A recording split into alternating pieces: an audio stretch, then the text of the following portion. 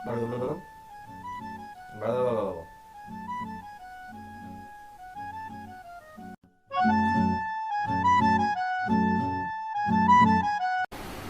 चलिए शुरू करते हैं। आज का हमारा जो टॉपिक है, देखिए पुरातात्विक स्रोत हम पढ़ रहे थे और पुरातात्विक स्रोत में हमने दो टॉपिक कवर कर लिए थे। पहला हमारा अभिलेख और दूसरा हमारा सिक्के। तो आज हम पहले ये देख लेते हैं कि यूपीएससी का जो सिलेबस है उसमें क्या क्या मेंशन है, ताकि जो चीज़ें छूट गई है उनको भी हम कवर कर ले। तो यहाँ देख सकते हैं आप, ये देखिए जो यूपीएससी में जो सिलेबस है वो मैंने यहाँ पर बता दिया है। इसमें देखिए स्रोत में दो चीज़ें लिखी हुई है आपके, एक आपके पुरातात्विक स्रोत हैं और दूसरे आपके साहित्य स्रोत हैं। पुरातात्विक स्रोत में हमारे क्या क्या लिखा हुआ है ये पढ़ लेते हैं हम। देखिए अन्वेक्षण, उत्खनन, पुरालेख विद्या, मुद्रा शास्त्र और स्मारक। अब देखिए पुरालेख विद्या जो लिखा हुआ है इसका मतलब है अभिलेख, तो ये हमने कवर कर लिया है। दूसरा आपके लिखा हुआ है मुद्रा शास्त्र यानी कि सिक्के, ये भी हमने कवर कर लिया है। लास्ट जो लिखा हुआ है वो लिखा हुआ है आपके स्मारक।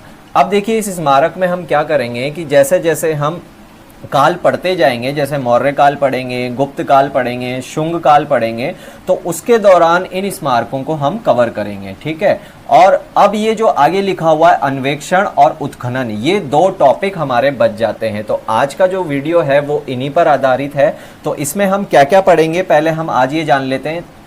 देखिए ये 6 पॉइंट आज का जो वीडियो है, इससे हम ये 6 पॉइंट कवर करेंगे। इसमें सबसे पहले हम ये जानेंगे कि पुरातात्विक विज्ञान क्या है, ठीक है। फिर हम ये जानेंगे कि भारत में पुरातत्व का इतिहास कैसे रहा, यानी पुरातत्व का चलन किस प्रकार से आगे बढ़ा। फिर जो तीसरा पॉइंट है उसमें हम ये पढ़ेंगे पुरातात्विक स्थल कैसे निर्मित होते हैं, ये हम जानेंगे। फिर जो चौथा पॉइंट है उसमें हम देखिए क्या लिखा हुआ है, पुरातात्विक साक्ष्य प्राप्त करने की विधियां, जिसमें अन्वेक्षण और उत्खनन, यही दो चीज़ें आपके मेंशन है और इन्हीं को हम मेनली पढ़ेंगे।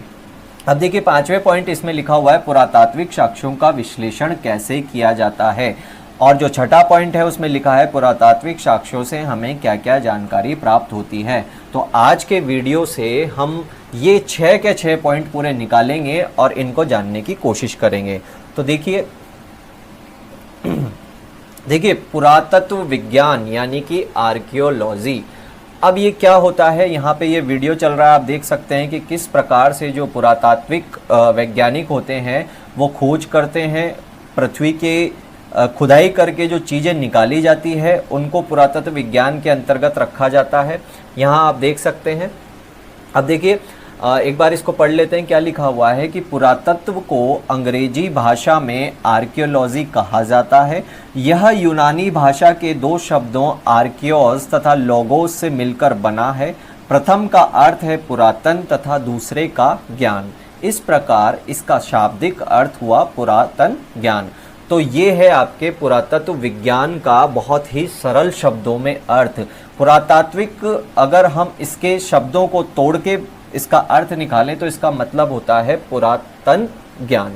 अब आगे इसकी डेफिनेशन हम देख लेते हैं।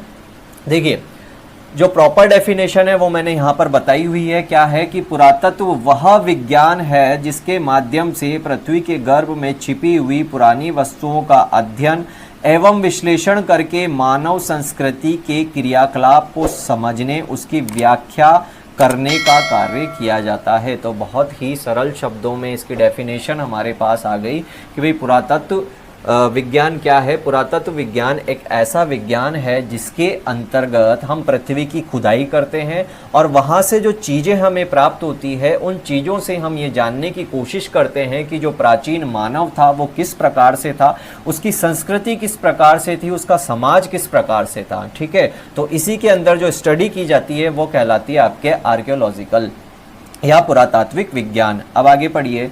पुरातत्व अवशेषों के रूप में उन सामग्रियों का अध्ययन होता है जो पृथ्वी पर मनुष्य द्वारा बनाई गई और उपयोग की गई थी। जैसा कि मैंने बताया कि भाई इसके अंतर्गत उन चीज़ों का अध्ययन किया जाता है जो मानव ने बनाई थी और उनका उपयोग किया था। और इनका अध्ययन क्यों किया जाता है, ताकि हमें ये पता लग सके कि उस समय का मानव कैसा था। आगे पढ़िए। यह अवशेष मानव व्यवहार और अनुभव से जुड़ी जानकारी देते हैं। यह अवशेष उन वस्तुओं की एक विस्तृत श्रृंखला है जिन्हें लोगों ने इस्तेमाल किया और फेंक दिया, जैसा कि पत्थर के औजार, इमारतें, मिट्टी के बर्तन, धातु की वस्तुएं, मूर्तियां, शिलालेख आदि। तो ये इसमें उदाहरण दिए गए हैं कि भाई हम क्या करते हैं, पुरातत्व विज्ञान के अंतर्गत खुदाई करते हैं। खुदाई करके हम जो चीज़ें प्राप्त करते हैं उनसे हम उन पर हम स्टडी करते हैं और स्टडी करके ये जानकारी प्राप्त करते हैं कि भाई उस समय का मानव कैसा था, उसका समाज कैसा था, उसकी जीवन शैली कैसी थी। और खुदाई में हमें क्या क्या प्राप्त होती है, ये इसके उदाहरण हमने दिए हैं कि भाई पत्थर के औजार हमें प्राप्त हो रहे हैं तो उसकी स्टडी हम करते हैं, ठीक है। इमारतें प्राप्त हो रही है, मिट्टी के बर्तन प्राप्त हो रहे हैं या फिर कोई शिलालेख प्राप्त हो रहे हैं तो उसकी स्टडी हम किसके अंतर्गत करते हैं, आर्कियोलॉजी के अंतर्गत करते हैं। अब आगे देखिए पुरातत्व का इतिहास। तो पहला पॉइंट जो हमारा था कि भाई पुरातत्व क्या है इसको हम जानेंगे, तो ये हमने जान लिया। पुरातत्व की बहुत सरल शब्दों में हमने परिभाषा पढ़ी, वीडियो भी हमने देखा कि पुरातात्विक वैज्ञानिक किस प्रकार से खोज करते हैं और किस प्रकार से जानकारी प्राप्त करते हैं। अब जो हमारा सेकंड पॉइंट था वो सेकंड पॉइंट था कि भारत में पुरातत्व का इतिहास कैसा रहा या पुरातत्व का चलन किस प्रकार से हुआ। तो इसमें हम पढ़ लेते हैं, ये वही चीज़ है। पहला पैराग्राफ में पढ़ने जा रहा हूँ, देखिए इसमें लिखा हुआ है प्रत्येक समाज अपने अतीत से जुड़ा होता है। पुरातत्व की उत्पत्ति का पता सुंदर पुरानी चीज़ों और खजाने की खोज के आकर्षण से लगाया जा सकता है। 1817 में डैनिश विद्वान C.J. थॉमसन ने पुरातत्व के प्रारंभिक चरण को पाषाण युग, कांस्य युग तथा लोह युग में बांटा। उस समय के पुरातत्व में ग्रंथ आधारित पुरातत्व और प्रागैतिहासिक पुरातत्व शामिल थे। आज ये कई विषयों जैसे पर्यावरण पुरातत्व, जैव पुरातत्व, भू पुरातत्व आदि में बंट गया है। देखिए पहले पैराग्राफ में हमने ये समझाने की कोशिश की है कि भाई पुरातत्व विज्ञान इसको लोगों ने किस प्रकार से आकर्षित किया, इसका पता हम इस बात से लगा सकते हैं कि लोग आज भी अगर कोई पुराना खजाना कहीं दबा हुआ है तो उसकी खोज में बहुत ज़्यादा आकर्षित होते हैं। उसकी खोज के लिए जो ग्रंथ होते हैं पुराने या फिर अगर कोई स्रोत है, मतलब कि कोई डॉक्यूमेंट है तो उसकी खोज करते हैं, उसको पढ़ते हैं कि भाई कहाँ पर खजाना गड़ा हुआ है। तो इसी अट्रैक्शन की वजह से पुरातत्व विज्ञान का चलन बढ़ता चला गया। और जब शुरुआत हुई थी तब ये ग्रंथ आधारित पुरातत्व था। अब ये ग्रंथ आधारित पुरातत्व क्या होता है मैं समझाता हूँ आपको। देखिए प्राचीन काल में जब पुरातत्व का विकास हो रहा था या हुआ था, उस समय ग्रंथ आधारित पुरातत्व का ये मतलब है कि जो पुरातात्विक खोजें होती थी वो केवल ग्रंथों पर आधारित थी। ग्रंथ मतलब कि जो प्राचीन ग्रंथ लिखे हुए हैं या कोई आपके रिकॉर्ड है पुराना, उसको पढ़कर, जैसे अगर मान लीजिए एग्जाम्पल विजयनगर साम्राज्य का अगर कहीं पे रिकॉर्ड है तो उस रिकॉर्ड को वो पढ़ते थे। उस रिकॉर्ड को पढ़ के फिर वहाँ पर उस पर्टिकुलर स्थान पर जाकर वहाँ पर खोज की जाती थी। तो ये था आपका ग्रंथ आधारित पुरातत्व। लेकिन अब क्या है कि अब जो पुरातत्व है वो कई भागों में बंट चुका है। कई तरह की पुरातात्विक खोजें अब होने लगी है, जैसे कि पर्यावरण पुरातत्व हो गया, भू पुरातत्व हो गया, आपका जैव पुरातत्व हो गया, यहाँ पर मैंने बताया है। तो ये पहला पैराग्राफ कहता है। अब देखिए आगे क्या है कि भारत में भी पुरातत्व की शुरुआत ऐसे ही हुई, यानी धीरे धीरे जिस प्रकार से विश्व में पुरातत्व पनप रहा था, भारत में भी यह पनपने लगा। अब देखिए यह प्राचीन वस्तुओं को इकट्ठा करने की कला के बाद अपने औपनिवेशिक काल के दौरान हुए साहसिक खोज के साथ शुरू हुआ। अब हमने इसमें क्या बताया, हमने इसमें बताया कि भाई पुरातात्विक जो भारत में शुरुआत हुई वो कैसे हुई कि लोग पहले क्या करते थे कि जो प्राचीन चीज़ें थी उनको इकट्ठा करते थे, उनको एकत्रित करने का, संग्रहित करने का शौक रखते थे। तो इस प्रकार से जो पुरातत्व है उसका चलन बढ़ता चला गया। अब क्या हुआ, औपनिवेशिक काल आया। औपनिवेशिक काल क्या होता है, जब अंग्रेज़ों ने हम पर कब्जा किया और हमारे देश का शासन चलाया तो उस काल को औपनिवेशिक काल कहा जाता है। और इस काल के दौरान क्या था कि खोजें बहुत हो रही थी। ये खोजें किसकी हो रही थी, ये खोजें स्थलों की हो रही थी, स्थानों की हो रही थी, देशों की हो रही थी। क्यों हो रही थी ये खोजें उपनिवेश बनाने के लिए हो रही थी। तो जिस प्रकार से भारत की खोज हुई, अब भारत में जब ये लोग आ चुके थे तो और भी कई भारत के बहुत सारी ऐसी जगह थी जहां पर अंग्रेजों ने खोज की, जैसे कि सिंधु घाटी सभ्यता है, वहां की खोज की। तो ये क्या था कि औपनिवेशिक काल की साहसिक खोज का ही परिणाम था कि भारत में पुरातात्विक खोजें आगे बढ़ती चली गई। ठीक है, अब देखिए किसी प्रारंभ में बिना किसी तकनीक की सहायता के स्थलों और अवशेषों का अध्ययन किया गया। तो प्रारंभ में यहाँ पर कोई टेक्नोलॉजी नहीं थी, सिंपली वो स्थलों को खोजते थे। अगर उनको मिल जाते हैं स्थल तो फिर उसका वो अध्ययन करते थे, उसके बारे में जानकारी जुटाने का प्रयास करते थे। वो जानकारी कहाँ से जुटाते थे, जो प्राचीन ग्रंथ हैं वहाँ से ये जानकारियाँ जुटाई जाती थी। अब देखिए, शुरुआत में ग्रंथ आधारित पुरातत्व का प्रभुत्व था, जैसा कि मैंने आपको बताया। सर अलेक्जेंडर कनिंघम ने भारतीय उपमहाद्वीप के उत्तरी भाग का विस्तार से सर्वेक्षण किया। कनिंघम ने चीनी तीर्थ यात्रियों के वृत्तांत में उल्लेखित शहरों और बस्तियों की पहचान करने की कोशिश की। आगे जाकर 1861 में भारतीय पुरातत्व सर्वेक्षण विभाग ASI की स्थापना की गई। इसके पहले महानिदेशक अलेक्जेंडर कनिंघम थे। अब देखिए क्या था कि अलेक्जेंडर कनिंघम एक अंग्रेज थे, ये भारत आए। इन्होंने क्या किया, इन्होंने जो हमारे प्राचीन भारत में जो चीनी यात्री आए थे, उन्होंने जो अपना यात्रा वृत्तांत लिखा था, उनके जो रिकॉर्ड्स थे उनको स्टडी करना शुरू किया और उस वृत्तांत में जो शहर चीनी यात्रियों ने लिखे थे उनकी खोज करना किसने स्टार्ट किया, अलेक्जेंडर कनिंघम ने। और इन्हीं के अंडर में क्या होता है कि 1861 में भारतीय पुरातत्व सर्वेक्षण विभाग, जिसको कि इंग्लिश में ASI यानी कि आर्कियोलॉजिकल सर्वे ऑफ इंडिया, कई जगह अगर आप प्राचीन किले देखने जाते हैं, महल देखने जाते हैं, तो वहां पर एक बोर्ड लगा हुआ था जिस पे लिखा हुआ था अंडर ASI मतलब आर्कियोलॉजिकल सर्वे ऑफ इंडिया। ये भारत में एक विभाग है जो कि संस्कृति मंत्रालय के अंतर्गत आता है, इसको भी आगे हम पढ़ेंगे। तो इसकी स्थापना कब हुई, अलेक्जेंडर कनिंघम के निर्देशन में 1861 में हुई थी। अब देखिए 19वीं शताब्दी के अंतिम दशकों में कई क्षेत्रों का सर्वेक्षण किया गया। स्मारकों का मानचित्र और संकलन तैयार किया गया। 20वीं सदी की शुरुआत में वायसराय लॉर्ड कर्जन के प्रयासों तथा पुरातत्व में उनकी रुचि के कारण भारतीय उपमहाद्वीप में पुरातात्विक अवशेषों के सम्मान तथा प्राचीन भारतीय स्मारकों के संरक्षण हेतु 1904 में प्राचीन स्मारक संरक्षण अधिनियम पारित किया गया। अब देखिए जो वायसराय थे लॉर्ड कर्जन, इनके टाइम पीरियड में क्या हुआ कि इनकी बहुत ज़्यादा रुचि थी कि भारतीय पुरातत्व जो है, इनकी बहुत ज़्यादा रुचि थी ये पुरानी जगहों पर जाकर उनकी खोज करवाना, इनका बहुत ज़्यादा इंटरेस्ट था। तो इन्हीं के टाइम पीरियड में भारत में प्राचीन स्मारक संरक्षण अधिनियम पारित किया गया 1904 में। तो ये प्रीलिम्स के हिसाब से फैक्ट इम्पॉर्टेंट है कि भाई जो आपका पुरातत्व विभाग था उसके पहले महानिदेशक कौन थे, अलेक्जेंडर कनिंघम। और किसके टाइम पीरियड में आपके भारतीय पुरातत्व विभाग की स्थापना हुई, तो ये थे आपके लॉर्ड कर्जन। और जो पहला हमारा प्राचीन स्मारक संरक्षण अधिनियम पारित किया गया वो किसके टाइम पीरियड में हुआ, वो हुआ लॉर्ड कर्जन के टाइम पीरियड में और 1904 में हुआ। तो ये एक शुरुआत है कि भाई पहले अलेक्जेंडर कनिंघम थे, उन्होंने रुचि ली, तो उनके अंडर में 1861 में इसकी स्थापना होती है भारतीय पुरातत्व विभाग की। और फिर जब लॉर्ड कर्जन आते हैं तो लॉर्ड कर्जन के टाइम पीरियड में एक अधिनियम भी पारित कर दिया जाता है। अब आगे देखिए, सर जॉन मार्शल और मार्टिमर व्हीलर के अधीन भारतीय पुरातत्व सर्वेक्षण विभाग ने भारतीय उपमहाद्वीप में बड़े पैमाने पर अन्वेषण और उत्खनन किया। ठीक है, स्वतंत्रता के बाद भारतीय पुरातत्व सर्वेक्षण विभाग ने अपना काम जारी रखा। इसी समय कई विश्वविद्यालयों और शैक्षणिक संस्थानों में पुरातत्व विषय के रूप में पढ़ाया जाने लगा, जो पुरातात्विक अनुसंधान के क्षेत्र में भी सक्रिय हुआ। आज भारतीय पुरातत्व सर्वेक्षण विभाग एक विशाल संस्थान है।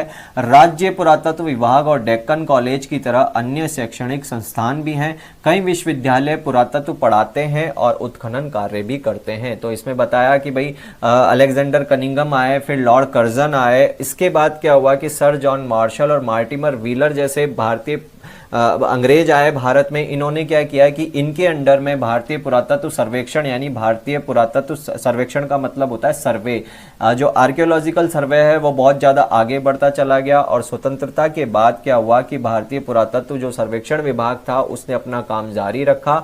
आज जो है कई विश्वविद्यालय हैं, जैसे कि डेक्कन कॉलेज है। अब आप मुझे कमेंट करके बताइएगा कि ये डेक्कन कॉलेज कहाँ है, आप गूगल पे सर्च करिएगा और कमेंट में ज़रूर बताइएगा। तो डेक्कन कॉलेज है और भी कई विश्वविद्यालय हैं। ये क्या करते हैं कि पुरातत्व को यानी कि आर्कियोलॉजी को एक विषय के रूप में पढ़ाते हैं और कई प्रकार के उत्खनन कार्य भी करते हैं। तो ये हमने क्या जाना कि भाई सबसे पहले हमने पुरातत्व की डेफिनेशन जान ली थी। दूसरा, भारत में पुरातत्व का इतिहास किस प्रकार से रहा, तो इसमें हमने बताया कि भाई शुरुआत में जो लोग थे वो क्या करते थे, पुरानी चीज़ें इकट्ठा करते थे। इकट्ठा करने के साथ साथ क्या होता है कि अलेक्जेंडर कनिंघम भारत आते हैं, फिर वो भारतीय पुरातत्व विभाग की स्थापना करते हैं। फिर लॉर्ड कर्जन के टाइम पे 1904 में आपका भारतीय पुरातत्व संरक्षण अधिनियम पहला जो है वो पारित हुआ। फिर सर जॉन मार्शल आते हैं, मार्टिमर व्हीलर आते हैं, इनके अंडर में जो पुरातात्विक खोजें थी वो और आगे बढ़ती है। और जब भारत स्वतंत्र हो जाता है तो पुरातत्व जो विभाग था वो निरंतर अपना कार्य जारी रखता है। और आज कई कॉलेज और कई विश्वविद्यालय क्या करते हैं, पुरातत्व को एक सब्जेक्ट के रूप में पढ़ाते हैं और कई प्रकार के उत्खनन के कार्य भी करते हैं। तो ये दूसरा पॉइंट भी हमने जान लिया कि भारत में पुरातात्विक इतिहास किस प्रकार से रहा। अब यहाँ पे देख लीजिए आर्कियोलॉजिकल सर्वे ऑफ इंडिया, जो कि हमारा पुरातत्व विभाग है, वो उसके बारे में कुछ जानकारी है जो मैंने आपको बताई है। इसका लोगो आप देख सकते हैं, ये इसका ऑफिशियल लोगो है। इसमें लिखा है कि भारतीय पुरातत्व सर्वेक्षण भारत की सांस्कृतिक विरासतों के पुरातात्वीय अनुसंधान तथा संरक्षण के लिए एक प्रमुख संगठन है। इसका प्रमुख कार्य राष्ट्रीय महत्व के प्राचीन स्मारकों, पुरातात्वीय स्थलों और अवशेषों का रखरखाव करना है। तो जो आपका ASI है, आर्कियोलॉजिकल सर्वे ऑफ इंडिया है, इसका मेनली कार्य क्या है? इसका मेनली कार्य यह है कि जो प्राचीन स्मारक हैं, जैसे कि मंदिर हो गए, महल हो गए, किले हो गए, इनका क्या करना है? इनका रखरखाव करना है, इनका संरक्षण करना है। ठीक है। इसके अतिरिक्त प्राचीन स्मारक तथा पुरातात्वीय स्थलों और अवशेष अधिनियम 1958 के प्रावधानों के अनुसार यह देश में सभी पुरातत्वीय गतिविधियों को विनियमित करता है। तो एक अधिनियम जो है हमारा 1958 का है, ये अधिनियम के अंडर चलते हुए ये जो आपका इंस्टीट्यूट है, ये जो आपका आर्कियोलॉजिकल सर्वे ऑफ इंडिया है, ये क्या करता है? ये जो पुरातत्वीय गतिविधियां यानी किस प्रकार से खोज करना है, उसके नियम क्या है, सरकार के उस पर रूल्स एंड रेगुलेशन क्या है, उसको भी कौन कंट्रोल करता है? ASI कंट्रोल करता है। ठीक है। सभी पुरातत्वीय गतिविधियों को विनियमित करता है, ये हमने पढ़ लिया। ये पुरा अवशेष तथा बहुमूल्य कलाकृति अधिनियम 1972 को भी विनियमित करता है, यह संस्कृति मंत्रालय के अधीन है। तो ये पूरा ASI के बारे में है। जब कहीं आप अगर कोई पुराना किला देखने जाते हैं, महल देखने जाते हैं, तो वहाँ देखिएगा एक बोर्ड लगा हुआ होता है जिसपे ASI लिखा रहता है कि ये जो स्थल है ये भारतीय पुरातत्व विभाग के अधीन है। तो इसका मतलब है कि भाई ये जो स्थल है इसका संरक्षण कैसे करना है, इसका रखरखाव कैसे होगा, इसके नियम, यहाँ के नियम क्या हैं, कायदे क्या हैं, कानून क्या हैं, ये सब कौन डिसाइड करता है? आर्कियोलॉजिकल सर्वे ऑफ इंडिया करता है। तो ये वही विभाग है। यही क्या करता है कि भारत में खोज किस प्रकार से होगी, उसके क्या नियम है, पुरातात्विक खोजों के नियम क्या होंगे, कायदे क्या होंगे, ये सब कौन डिसाइड करता है? ये सब डिसाइड करता है हमारा आर्कियोलॉजिकल सर्वे ऑफ इंडिया। और ये आता है हमारा संस्कृति मंत्रालय के अधीन। ये प्रीलिम्स के हिसाब से फैक्ट जो है बहुत ज़्यादा इंपॉर्टेंट है, हमेशा याद रखिएगा। अब आगे देखिए पुरातात्विक स्थलों का निर्माण, जो हमारा तीसरा पॉइंट था कि हम ये जानेंगे कि पुरातात्विक स्थलों का निर्माण कैसे होता है। तो यहाँ पर पढ़ लेते हैं। पुरातात्विक स्थल ऐसे स्थल हैं जहाँ इंसान ने अतीत में कुछ गतिविधियाँ की थी।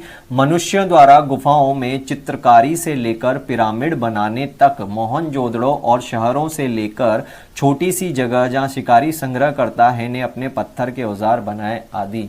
तो इसमें हमने ये बताया कि भाई पुरातात्विक स्थल क्या होते हैं। तो पुरातात्विक स्थल ऐसे स्थल होते हैं जहां पर किसी टाइम पीरियड में यानी प्राचीन काल में मनुष्य ने अपनी गतिविधियां की थी। अब गतिविधियां कैसे है कि मान लीजिए कोई प्राचीन गुफा थी, उसमें चित्रकारी हो गई, तो ये भी एक गतिविधि है। तो ये क्या है? पुरातात्विक स्थल है। या फिर मोहनजोदड़ो, जो कि हम सिंधु घाटी सभ्यता में पढ़ेंगे, आप सब लोग जानते हैं कि मोहनजोदड़ो क्या है, तो ये भी एक पुरातात्विक स्थल है।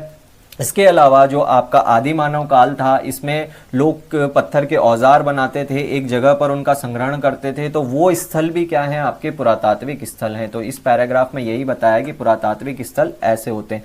अब इनका निर्माण कैसे होता है, इसके देखिए दो तरीके होते हैं। पुरातात्विक स्थल बनने के दो तरीके हैं, पहला है सांस्कृतिक और दूसरा है आपका प्राकृतिक। पहला सांस्कृतिक और दूसरा प्राकृतिक। अब इसमें देख लेते हैं सांस्कृतिक क्या है। जैसा कि नाम से पता लग रहा है सांस्कृतिक, यानी ये किससे जुड़ा हुआ है? ये मनुष्य से जुड़ा हुआ है। तो सांस्कृतिक निर्माण की प्रक्रिया का अर्थ ऐसी गतिविधियों से है जिससे मनुष्य जानबूझकर एक जगह पर करते हैं, जैसे पुरावशेष बनाना और उनका उपयोग करना, घर बनाना या उन्हें छोड़ना, कचरा निपटान के लिए गड्ढा खोदना, वस्तुओं को फेंकना आदि। तो सांस्कृतिक पुरातात्विक स्थलों का निर्माण कैसे होता है?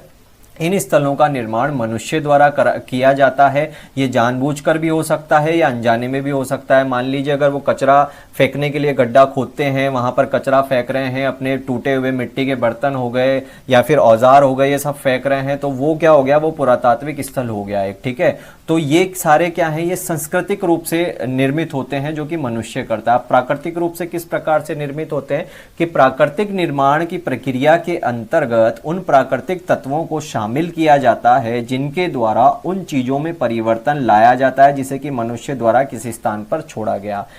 उदाहरण स्वरूप हवा, पानी, जानवरों की गतिविधियां आदि। देखिए प्राकृतिक पुरातात्विक स्थल कैसे निर्मित होते हैं। मान लीजिए कि मनुष्य ने कोई गड्ढा खोदा, वहां पर उसने अपनी जो इस्तेमाल में चीजें नहीं आ रही थी उनको फेंक दिया। अब क्या है, जो प्राकृतिक तत्व होंगे जैसे कि हवा हो गया, पानी हो गया, ठीक है, ये क्या करेंगे, ये उस स्थान पर कुछ परिवर्तन लाएंगे, तो इनके कारण भी उस पुरातात्विक स्थल का निर्माण होता है। तो प्राकृतिक तत्व जो है वो क्या है, हवा, पानी, जल, ये सब, हवा, पानी, ये सब क्या है, आपके प्राकृतिक तत्व हैं। हवा, सूरज, बारिश धीरे धीरे इन संरचनाओं को मिटा देते हैं। हवा द्वारा लाई गई तलछट धीरे धीरे स्थलों पर जमा हो जाते हैं। कभी कभी बाढ़ के कारण रेत जमा होने से स्थलों और उसके कुछ भाग दफन हो जाते हैं। तो देखिए पुरातात्विक स्थल जैसे कि मनुष्य ने कोई क्रियाविधि, कोई गतिविधि वहां पर की और वो स्थल निर्मित हो गया। अब प्राकृतिक जो तत्व हैं जैसे कि हवा हो गई, बारिश हो गई, ये क्या करते हैं, या फिर बाढ़ हो गई, ये क्या करते हैं कि उस स्थान में परिवर्तन लाते हैं। जैसे कि अगर बाढ़ आ गई तो बाढ़ के कारण जो मिट्टी जमा हो जाती है तो वो स्थल दफन हो जाता है और जब उसकी खुदाई की जाती है तो पुरातात्विक स्थल के रूप में हमें प्राप्त होता है। इसी प्रकार से हवा क्या करती है, हवा अपर्दन का कार्य करती है। अपर्दन का मतलब है किसी चीज का धीरे धीरे घिसना। जैसे कोई पहाड़ है, लगातार उससे हवा टकराती जा रही है तो उसके जो पहाड़ के जो पत्थर हैं वो धीरे धीरे घिसते चले जाते हैं। जिस प्रकार से आपने अगर देखा होगा नदी में बड़ी बड़ी चट्टानें जो हैं वो घिस घिस के गोल नुमा हो जाती है। नदी में आप देखिएगा कि जो पत्थर होते हैं वो हमें गोलाई लिए हुए मिलते हैं। क्यों होते हैं ये गोल, क्योंकि जो निरंतर उसका पानी है वो उन पर कटाव कर रहा है। कटाव के कारण उनकी जो तीखी सतह थी, नुकीली सतह थी, वो घिस घिस कर क्या हो जाती है, वो गोल हो जाती है। इसी प्रकार से जो हवा होती है वो भी अपर्दन का कार्य करती है। इसमें क्या होता है कि हवा लगातार चट्टानों को काटती रहती है। तो ये वही चीजें हमने बताई है कि प्राकृतिक जो तत्व होते हैं वो भी पुरातात्विक स्थलों में परिवर्तन लाते हैं। अब यहाँ पर देख सकते हैं आप, ये कालीबंगा रेत का टीला है। अब ये कालीबंगा क्या है, जब हम सिंधु घाटी पढ़ेंगे वहां पर जानेंगे। लेकिन यहाँ देख लीजिए, ये जो आपको पिक्चर दिखाई दे रही है, इस पिक्चर में ये रेत का टीला है। अब इस टीले की जब खुदाई की गई तो हमें इस प्रकार का ये प्राप्त हुआ, ठीक है, पुरातात्विक स्थल। तो ये इस प्रकार के रेत के टीले होते हैं। कई जगह बाढ़ आती है तो बाढ़ के साथ जो रेत आती है वो उस स्थान को दफन कर देती है। फिर उस जब रेत की खुदाई की जाती है तो हमें कुछ इस प्रकार से स्थल प्राप्त हो जाते हैं। अब आगे देखिए, पुरातात्विक साक्ष्य प्राप्त करने की विधियां, यही हमारे सिलेबस में मेंशन था। अन्वेक्षण या सर्वेक्षण, पुरातात्विक खनन या उत्खनन। अन्वेक्षण या सर्वेक्षण का मतलब है सर्वे, यानी कि सबसे पहले क्या किया जाता है, सबसे पहले सर्वे करके ये पता लगाया जाता है कि वो स्थान कहाँ पर है जहाँ पुरातात्विक जो जानकारियां हैं या पुरातात्विक अवशेष है वो दफन है। तो अगर बहुत ही सरल शब्दों में हम जाने कि मान लीजिए हमें किसी चीज़ की स्टडी करनी है, या फिर मान लीजिए जैसे यूपीएससी को ही हम ले लें, अगर हमें यूपीएससी का एग्जाम देना है तो सबसे पहले हम क्या करते हैं, हम एक उसका सिलेबस देखते हैं, हमें कौन कौन से सब्जेक्ट पढ़ने हैं, हमारे पास कौन सी बुक्स है। तो ये क्या हो गया, ये एक सर्वे टाइप हो गया कि सबसे पहले हमने सर्वे किया, ये जाना कि हमें करना क्या है। फिर उसके बाद हम क्या करते हैं, उसके बाद हम क्रियाविधि करते हैं कि अब हमको ये सिलेबस पढ़ना है। तो यहाँ पर भी वही चीज़ें हैं कि सबसे पहले हम सर्वे करेंगे और सर्वे के बाद जब हमें पता लग जाएगा कि यह पुरातात्विक स्थल है तो वहां पर हम क्या करते हैं, खुदाई करते हैं। तो अब जान लेते हैं कि सर्वे कैसे किया जाता है। पुरातात्विक अन्वेक्षण, इसमें पढ़िए, इसके तहत सर्वप्रथम पुरातात्विक स्थलों का पता लगाया जाता है। इसके लिए विभिन्न तरीकों का इस्तेमाल किया जाता है। प्रारंभ में स्थलों को हवाई सर्वेक्षण के माध्यम से उच्च टीले, फसल उगाने के तरीके और क्षेत्रों आदि का पता लगाया जाता है। तो देखिए क्या किया जाता है कि हवाई सर्वेक्षण किया जाता है। हवाई जहाज से क्या होता है, देखिए जो पृथ्वी की सतह है वो अगर हम नीचे चलते हुए देखेंगे तो हमें इतना कुछ अंतर नहीं पता लगता, लेकिन जब हम हवाई जहाज से अगर हम चलेंगे, ऊंचाई पर हम चलेंगे, तो हमें कुछ ना कुछ परिवर्तन लगता है। मान लीजिए कोई नदी बह रही है, नदी के आसपास का क्षेत्र जो है बहुत ज़्यादा, अगर ग्रीनरी है, ग्रीनरी होनी चाहिए नदी के आसपास, लेकिन ग्रीनरी नहीं है, वहाँ पर कुछ उजाड़ सी चीज़ें हैं, तो ये हमें अलग से दिखाई देगा ऊपर से। तो ये इसी प्रकार से हवाई सर्वेक्षण किया जाता है कि यहाँ पर कुछ ना कुछ तो गड़बड़ है, या फिर कुछ यहाँ पर परिवर्तन हमें दिखाई दे रहा है, तो यहाँ पर हो सकता है कि ये प्राचीन स्थल रहा हो। तो इस प्रकार से हवाई सर्वेक्षण किया जाता है।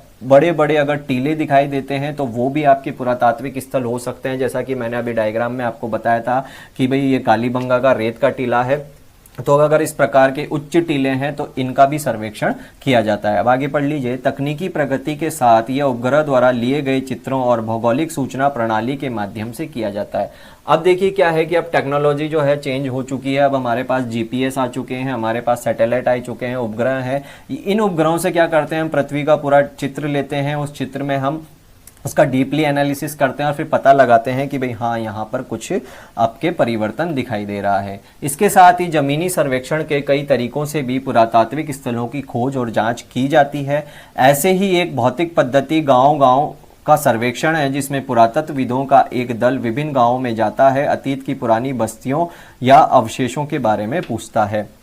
तो देखिए अभी तक हमने दो तकनीक, एक हवाई सर्वेक्षण, दूसरा आपका सैटेलाइट, दो तकनीक के बारे में जाना। तीसरा हम जो पढ़ रहे हैं वो है हमारा जमीनी सर्वेक्षण। इसमें क्या होता है कि जो पुरातत्व वैज्ञानिक होते हैं, इनका एक दल बनता है। ये दल क्या करता है कि गांव-गांव जाता है और वहाँ के जो स्थानीय लोग होते हैं, यानी जो लोकल वहाँ के लोग हैं, उनसे पूछते हैं कि भाई यहाँ पर ऐसा कोई स्थान है, या कोई अगर उन्हें मंदिर दिखाई दे रहा है तो उसके बारे में जानकारी प्राप्त करना शुरू करेंगे। अब देखिए क्या होता है कि जो स्थानीय लोग होते हैं उन्हें वहाँ का इतिहास हमेशा पता होता है। जैसे अगर आप आपके शहर में हैं, आपके शहर में अगर कोई पुराना मंदिर है तो आपके जो गार्जियन है, आपके जो पेरेंट्स हैं, उनको उसके बारे में ज़रूर पता होगा। उन्होंने किससे सुना होगा, उन्होंने उनके पेरेंट्स से सुना होगा कि हाँ भाई ये स्थान इतना फेमस है, इसके बारे में ये इतिहास है। तो जो स्थानीय जो ज्ञान होता है वो पीढ़ी दर पीढ़ी चलता चला जाता है। तो इसी प्रकार से जो हमारे पुरातत्व वैज्ञानिक होते हैं वो क्या करते हैं, वो दल बनाकर उस गाँव में जाते हैं और वहाँ के लोगों से अगर कोई स्थल है या वहाँ कोई शासनकाल रहा है किसी राजा का, या कोई विशेष स्थान रहा है, तो उसके बारे में जानकारी जुटाने की कोशिश करते हैं। तो इसको बोला जाता है जमीनी सर्वेक्षण या फिर आपका जमीनी सर्वे। अब देखिए इस पद्धति का प्रयोग भारत में बड़े पैमाने पर किया गया है। क्षेत्रीय सर्वेक्षण के लिए सावधानी पूर्वक योजना बनाई जाती है। इसमें पूरे क्षेत्र को एक ग्रिड और उपभागों में विभाजित किया जाता है। पुरातत्वविद सभी चयनित ग्रिडों या नमूना इकाइयों का पूरी तरह जांच पड़ताल करते हैं और मानवीय गतिविधियों का पता लगाते हैं। तो ये एक पूरा उनका प्रोसेस हो गया कि भाई वो किस प्रकार से जाते हैं। वो सबसे पहले स्थान को लेते हैं, वहाँ को उसको बांट लेते हैं कि भाई हाँ ये सेक्टर है, इन सेक्टर में हमें जाना है और इस सेक्टर के बारे में हमें क्या करना है, जानकारी जुटानी है। तो ये उसी के बारे में है। वर्तमान में कई वैज्ञानिक तकनीकी प्रणाली का उपयोग पुरातात्विक सर्वेक्षण में किया जा रहा है, जिसमें ग्राउंड पेनेट्रिंग रडार GPR जिसको कहा जाता है, विद्युत प्रतिरोधकता सर्वेक्षण, मैग्नेटोमेट्री जैसी तकनीक मुख्य है, जो खुदाई के बिना स्थलों और कब्र संरचनाओं की प्रकृति को जानने में हमारी मदद करती है। तो देखिए कुछ टेक्नोलॉजी के नाम यहाँ पर बताए गए हैं। अब ये टेक्नोलॉजी क्या है, इसके डीप में हम नहीं जाएंगे क्योंकि ये हमारा इतिहास का पार्ट है, साइंस का पार्ट नहीं है। तो लेकिन फिर भी मैं आपको बता दूं ये क्या होते हैं कि जैसे मैग्नेटोमेट्री है, इसमें क्या आपके मैग्नेटिक रेज छोड़ी जाती है, जैसे कि मेटल डिटेक्टर हो गए। ये सब चीज़ें क्या करती है, अगर मेटल डिटेक्टर को आप किसी सपाट भूमि पर चलाओगे तो वो मेटल अगर उसके नीचे दबी हुई है, चाहे वो लोहा, तांबा, पीतल कुछ भी हो, तो वो क्या करती है, एक मैग्नेटिक वेव्स भेजती है और फिर वो डिटेक्टर उसको डिटेक्ट कर लेता है। तो ये उसी प्रकार की कुछ टेक्नोलॉजियाँ हैं जो क्या करती है, जो पुरातात्विक स्थलों की खोज के काम में आती है। हाल के वर्षों में पुरातात्विक सर्वेक्षण के लिए लाइट डिटेक्शन एंड रेंजिंग, जिसको LIDAR कहा जाता है, विधि बहुत महत्वपूर्ण हो गई है। इस विधि में एक विशेष सर्वेक्षण क्षेत्र में एक लेजर स्कैनर ले जाने वाला एक विमान तेजी से जमीन पर लेजर डालता है। ये अपने अनुसार जमीन की एक सटीक तस्वीर बनाता है। फिर विभिन्न सॉफ्टवेयर की मदद से इन संरचनाओं की पहचान की जाती है। यह तकनीक उन क्षेत्रों में बेहद सहायक है जहां बहुत घनी वनस्पति है, जिसे बहुत मुश्किल से खोजा जाता है। तो देखिए ये एक न्यू टेक्नोलॉजी यहाँ पर आई है, लाइट डिटेक्शन एंड रेंजिंग, जिसको LIDAR कहा जाता है। इसमें क्या होता है कि एक आपका विमान होता है, वो विमान क्या करता है, वो विमान हवा में उड़ता है तो उसके साथ वो जमीन पर एक लेजर बीम डालता है, और लेजर बीम डालने के बाद उनका एक पर्टिकुलर सॉफ्टवेयर होता है। उस सॉफ्टवेयर में उस बीम से जो हमें वेव्स मिल रही है, रिटर्न वेव्स मिल रही है, या फिर जो नीचे जो हमारे स्कैन किया जा रहा है, उस स्कैन को सॉफ्टवेयर में लेके फिर उसकी स्टडी की जाती है। तो ये कहलाता है आपका लाइट डिटेक्शन एंड रेंजिंग, और इसको एक हवाई जहाज की मदद से किया जाता है। ये विधि वहां उपयोग में ली जाती है जहां पर पुरातत्व जो है वो पैदल नहीं जा सकते, और जो गांव तो वहाँ पर है ही नहीं, वहाँ पर जहाँ पैदल नहीं जा सकते यानी वहाँ बहुत घने जंगल हैं, ठीक है, नदी पहाड़ हैं, बहुत घने जंगल हैं, वहाँ जाना पॉसिबल नहीं है, तो इसको हवाई जहाज की मदद से किया जाता है। तो ये हो गया आपके पुरातात्विक जो हमने अन्वेक्षण किया था, ये हो गया अन्वेक्षण सर्वेक्षण। इसमें हमने जान लिया कि भाई सर्वे किस प्रकार से किया जाता है। तो पहला हमने पढ़ा कि भाई सर्वे सबसे पहले एक होता है आपका हवाई जहाज के द्वारा हवाई सर्वेक्षण, दूसरा हमने पढ़ा सैटेलाइट के द्वारा, तीसरा हमने पढ़ा जमीनी सर्वेक्षण, और फिर जमीनी सर्वेक्षण में किस प्रकार से कार्य किया जाता है ये हमने जाना। पांचवा हमने पढ़ा कि भाई बहुत सारी और भी वैज्ञानिक तकनीक अब आ चुकी है, जिसमें कि हमने जीपीआर, विद्युत प्रतिरोधकता सर्वेक्षण, मैग्नेटोमेट्री, इसके बारे में बताया। और लास्टली हमने पढ़ा कि एक न्यू तकनीक आई है जिसको कि हम कहते हैं लाइट डिटेक्शन एंड रेंजिंग, ठीक है। तो ये 6 पॉइंट हमने पढ़े कि भाई सर्वेक्षण का कार्य किस प्रकार से किया जाता है। अब जो दूसरा पॉइंट है वो है हमारा पुरातात्विक उत्खनन। अब देखिए हमने सर्वे कर लिया कि भाई पुरातत्व जो स्थल है वो ये है, अब इसका उत्खनन कैसे करना है। तो देखिए उत्खनन की 2 विधियां होती है, एक होती है आपके लंबवत और एक होती है क्षैतिज, यानी कि वर्टिकल और हॉरिजॉन्टल। हमें पुरातात्विक स्थल मिल चुका है, अब हमें क्या करना है, उसकी खुदाई करनी है। तो खुदाई करने के भी 2 तरीके होते हैं। यहां पर आप देखिए ये है आपके लंबवत यानी कि वर्टिकल। लंबवत का मतलब होता है एकदम नीचे लंबवत, और क्षैतिज हॉरिजॉन्टल का मतलब होता है सपाट। तो ये खुदाई 2 तरीके से होती है। अब इसमें देखिए आप ये जो आपको वर्टिकल खुदाई दिख रही है, इसमें क्या होता है, मान लीजिए ये पूरा आपका क्षेत्र है, इसमें परत दर परत क्या होती है, हमारी खुदाई की जाती है। जैसे यहाँ देखिए आपके, जैसे कि ये भूमि है, इस भूमि में हमने पहले खुदाई की तो हम इस परत तक पहुंच गए, ये वाली परत तक पहुंच गए। अब यहाँ पर हमें किसी संस्कृति के अवशेष मिल गए, ठीक है। अब हमने और ज्यादा इसके अंदर तक खुदाई की और डीप गए तो हमें ये परत मिली, इसमें हमें किसी और संस्कृति के अवशेष मिले, और अगर हमने इसकी और ज्यादा डीप खुदाई की तो ये हम तीसरी परत तक पहुंच गए और यहाँ हमें किसी और संस्कृति के अवशेष मिले।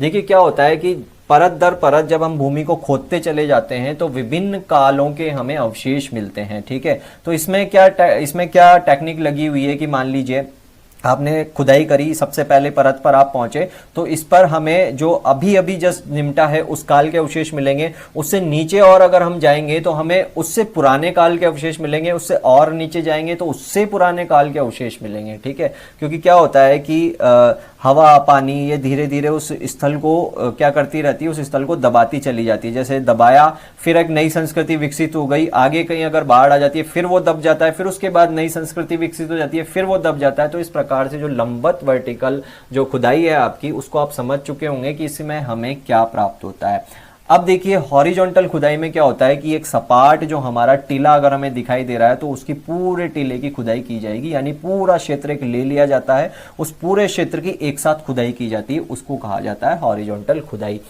अब इससे हमें क्या क्या जानकारी प्राप्त होती है या फिर इनमें डिफरेंस क्या होता है ये हम जानते हैं। देखिए लंबवत उत्खनन और आपका क्षैतिज उत्खनन। लंबवत उत्खनन इसको पढ़ लेते हैं हम एक बार। देखिए इसमें क्या लिखा हुआ है कि खुदाई ऊपर से नीचे की ओर होती है, जैसा मैंने बताया ऊपर से नीचे की ओर। इससे किसी भी स्थान के समय, विकास, संस्कृति के कालक्रम एवं स्तरीकरण, विनाश का पता लगता है। जैसा मैंने बताया कि भाई इसमें क्या होता है कि किसी भी कालक्रम के बारे में हमें जानकारी प्राप्त होती है कि संस्कृति कौन कौन सी थी, उनका विनाश कैसे हुआ, स्तरीकरण कैसा था, ये हमें जानकारी प्राप्त होती है।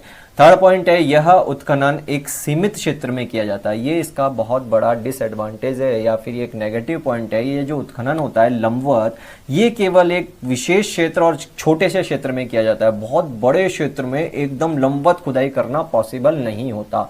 तो यहाँ देखिए इससे किसी भी संस्कृति और सभ्यता के बारे में संपूर्ण जानकारी प्राप्त नहीं होती।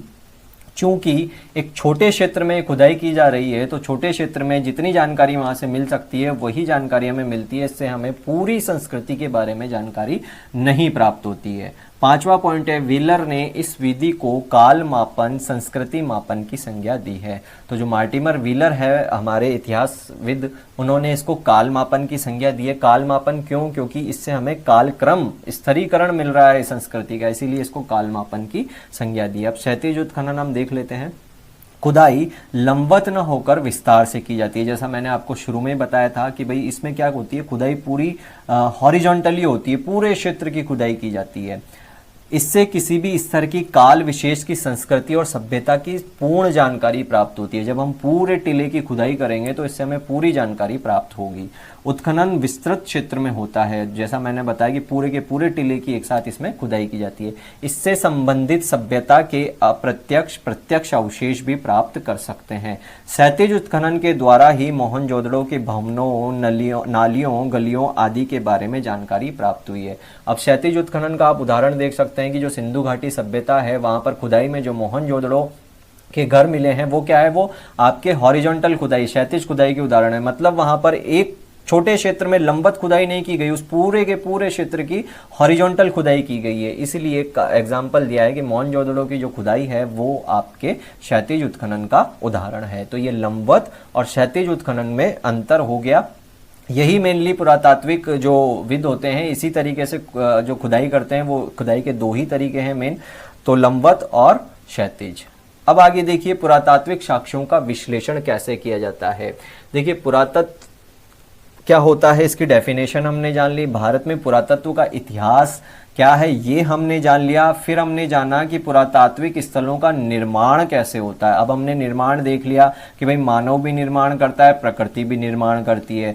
जब हम पुरातात्विक स्थल निर्मित कर चुके हैं तो फिर हमने जाना कि भाई उसका अन्वेषण कैसे किया जाता है, उसका सर्वे कैसे किया जाता है, ये हमने जान लिया। अब हमने सर्वे कर लिया तो फिर हमने ये जाना कि भाई इसकी खुदाई कैसे की जाती है। फिर खुदाई कर ली, अब हमें पुरातात्विक स्थल प्राप्त हो चुके हैं, पुरातात्विक चीजें वहां से हमें प्राप्त हो चुकी है। तो अब हम इन चीजों का विश्लेषण कैसे करेंगे, मतलब इसकी जानकारी हमें कैसे मिलेगी, इसके तरीके यहाँ पर आप देख सकते हैं। ये जो आप डायग्राम देख रहे हैं इसमें कई तरीके बताए गए हैं, जैसे कि ट्री रिंग है, रेडियो कार्बन विधि है, पोटेशियम ऑर्गन है, ठीक है।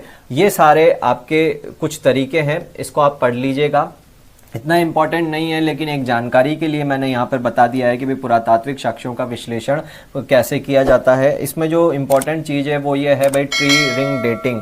देखिए इसमें क्या होता है कि कोई भी अगर आपका पेड़ है उसका आप अगर तना काटेंगे तो उसमें आपको कुछ रिंग दिखाई देगी जिसको कि वलय कहा जाता है। ये देखिए आप यहाँ पे आपको वलय दिखाई दे रहे होंगे। ये वलय क्या करते हैं, ये वलय उस पेड़ की आयु को बताते हैं। हर साल एक वलय का निर्माण उसमें होता है, उस रिंग का निर्माण होता है। जितने ज़्यादा उसमें रिंग पाए जाएंगे, यानी ये जो आपका पेड़ का तना है या पेड़ का जो टुकड़ा है ये उतना पुराना होगा। तो इससे क्या होता है कि इससे 50,000 साल तक की हमें जानकारी प्राप्त हो जाती है। तो ये इसको बोला जाता है ट्री रिंग डेटिंग। अब नेक्स्ट देखिए जो है हमारा वो है रेडियो कार्बन डेटिंग। ये जो टेक्निक है ये बहुत ज़्यादा यूज़ में ली जाती है। देखो रेडियो कार्बन डेटिंग में क्या होता है कि जो आपके पौधे या फिर मृत जीव हैं, कोई भी जीव हुआ, उसके जो अवशेष प्राप्त होते हैं उसमें क्या होता है कि आपका कार्बन का एक पर्टिकुलर अमाउंट होता है। इसमें भी आपके कार्बन 14 जो होता है C14 जिसे कहा जाता है, इसकी एक पर्टिकुलर क्वांटिटी होती है। एक तत्व होता है और ये रेडियो एक्टिव तत्व होता है। C14 यानी कार्बन 14 एक रेडियो एक्टिव एलिमेंट होता है। अब इस रेडियो एक्टिव का क्या मतलब है, देखिए कुछ ऐसे तत्व होते हैं प्रकृति में जो निरंतर वेव्स, रेडियो एक्टिव वेव्स जो है बाहर निकालते रहते हैं, रेडियो एक्टिव तरंगे बाहर निकालते रहते हैं। तो ये क्या करते हैं कि जो उनकी एनर्जी होती है वो तरंगों के रूप में निरंतर बाहर भेजते रहते हैं। तो इससे क्या होता है कि इनका जो भार होता है उसमें कमी आती चली जाती है। मतलब ऐसा मान लीजिए कि कोई पत्थर है, अगर वो निरंतर तरंगे भेज रहा है तो वो धीरे धीरे घिस रहा है, घिस के छोटा होता जा रहा है। तो अब क्या होता है कि जो कार्बन 14 होता है, अगर ये पौधे या कोई भी जीव में उपस्थित है तो क्या होता है कि धीरे धीरे वो तरंगों के रूप में अपनी क्वांटिटी को कम करता चला जाता है। और इसी क्वांटिटी को मेजर करके हम ये ज्ञात कर लेते हैं कि भाई ये जो जीवाश्म हमें प्राप्त हुआ है ये कितने वर्ष पुराना है। तो यहाँ पे ये वही लिखा हुआ है कि पुरातत्व जीव विज्ञान में जंतुओं एवं पौधे के प्राप्त अवशेषों के आधार पर जीवन काल समय चक्र का निर्धारण करने में कार्बन काल निर्धारण विधि का प्रयोग किया जाता है। कार्बन 14 का रेडियोधर्मी आइसोटॉप है, इसका अर्ध आयुकाल 5730 वर्ष का है। अब देखिए अर्ध आयुकाल का मतलब है कि अगर किसी तत्व में, मतलब किसी जीवाश्म में अगर कार्बन 14 है तो ये 5730 वर्ष में घटकर आधा रह जाएगा। तो अब क्या होता है, मान लीजिए कि ये हमें कोई जीवाश्म प्राप्त हो गया, इस जीवाश्म में हमें कार्बन 14 की मात्रा जो है मिली है, और हम ये जानते हैं कि भाई ये जो कार्बन 14 है ये आधा रह जाता है 5730 वर्ष में। अब ये अगर मान लीजिए 75% है, 50% होता है आधा, अगर ये 75% है तो हम इससे कैलकुलेट करके निकाल लेंगे कि भाई आधा होता है इतने टाइम में, तो ये अगर 75% है तो ये कितने टाइम पुराना होगा। तो इस प्रकार से ये जो रेडियो कार्बन डेटिंग होती है ये की जाती है। तो यहाँ पर देखिए हमने ये पढ़ लिया, ट्री रिंग डेटिंग पढ़ लिया, रेडियो कार्बन डेटिंग पढ़ लिया, ये दो ही इंपॉर्टेंट है। बाकी का जो पार्ट है वो आपके साइंस का पार्ट है, वो इतिहास में इतना इंपॉर्टेंट नहीं है, इसलिए मैंने उनको नहीं बताया है। अब आगे देखिए, पुरातात्विक साक्ष्यों से प्राप्त जानकारी। जो लास्ट टॉपिक हमारा, लास्ट पॉइंट जो बचता है वो ये कि भाई हमने पुरातात्विक स्थलों की खुदाई कर ली। खुदाई में हमने सर्वेक्षण पढ़ा था कि पहले सर्वे किया जाता है, फिर पुरातात्विक साक्ष्यों का विश्लेषण किस प्रकार से किया जाता है ये हमने पढ़ लिया। अब हम ये पढ़ रहे हैं कि भाई इनसे हमें जानकारी क्या मिलती है। तो देखिए इसमें हमें क्या जानकारी मिलती है, इससे हमें जानकारी मिलती है कि भाई व्यापार विनिमय कैसा था। मान लीजिए कि कोई हमें वस्तु मिली है, मान लीजिए कि कोई हमें मिट्टी का पोट मिला है, मिट्टी का एक गमला मिला है, वो गमला हमें भारत में मिला है, ठीक है, और उसी प्रकार का गमला हमें अफगानिस्तान में भी मिला है। तो इस समय क्या पता लग रहा है कि भाई जो ये मिट्टी के जो बर्तन थे इनका व्यापार होता था अफगानिस्तान में भी, है ना। तो ये एक पहला पॉइंट है कि इससे हमें व्यापार विनिमय का पता लगता है। दूसरा, प्राचीन प्रौद्योगिकी का पता लगता है। मान लीजिए कि अगर कोई मूर्ति मिली है, उस मूर्ति कोई अगर विशेष धातु से बनी हुई है तो हमें ये पता लगता है कि भाई इनको धातुओं का भी ज्ञान था और इन धातुओं को ये गलाकर इस प्रकार से मूर्तियां बनाते थे। तो इससे हमें टेक्नोलॉजी के बारे में पता लगता है। तीसरा, आहार और जीवन निर्वाह। आहार और जीवन निर्वाह कैसे पता लगता है कि मान लीजिए हमने खुदाई करी, खुदाई में हमें पौधे के भाग मिले, गेहूं की फलियां मिली, तो ये क्या होते हैं, ये हमें बताते हैं कि इस काल के लोग इस चीज की कृषि करा करते थे, और कृषि इसलिए करते थे ताकि उनको कंज्यूम कर सके, उनका उपभोग कर सके। तो इससे हमें क्या पता लग रहा है कि वो इनको खाते थे और उनका जीवन निर्वाह कैसा चलता था। और जो लास्ट पॉइंट है वो है सामाजिक जीवन और धर्म अनुष्ठान आदि। जब सारी खुदाई करते हैं हमें मिट्टी के बर्तन मिलते हैं, ठीक है, उनके द्वारा उपयोग में की जाने वाली चीज़ें हमें मिलती है, मूर्तियां हमें मिलती है। तो इससे हमें क्या पता लगता है, इससे हमें धार्मिक अनुष्ठान या फिर उनके सामाजिक जीवन के बारे में जानकारी प्राप्त होती है। तो ये पुरातात्विक साक्ष्यों से 4 पॉइंट हमें पता लगते हैं। जब हमने साक्ष्य पढ़े, अभिलेख पढ़े, तो उसके बारे में डिटेल में जाना कि उनसे क्या क्या जानकारी प्राप्त होती है। सिक्के जब हमने पढ़े तो उससे हमने ये जाना कि सिक्कों से हमें क्या जानकारी प्राप्त होती है। तो ये सारे पॉइंट थे आपके। तो अब ये अन्वेषण और उत्खनन वाला जो टॉपिक है ये आपका पूरा होता है। इसमें पूरे के पूरे पॉइंट आपको याद करने हैं, ठीक है। तो आई होप आप सब लोगों को सब कुछ समझ में आया होगा। नहीं भी आया होगा तो आप मेरा क्या ही कर लोगे यार। तो ध्यान रखिए अपना, अपने पड़ोसियों का, और हाँ अपनी पड़ोसन का। तब तक के लिए बाय बाय।